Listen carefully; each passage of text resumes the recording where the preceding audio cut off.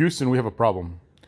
Every time I film with my new rig, it happened that my finger will come closer to the camera and that will switch the LCD. This is annoying because sometimes I really film and I tilt my LCD and I want to see exactly what's going on. So let me show you how to turn this off in a GH2. So what happened, you want to go to menus. You want to go to your second wrench menu, not the first one, the second one, and you want to look for the LVF LCD LVF/LCD switch.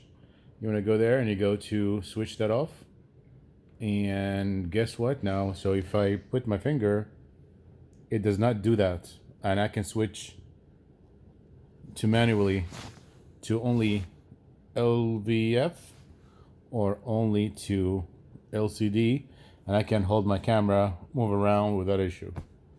All right, this is just a tip.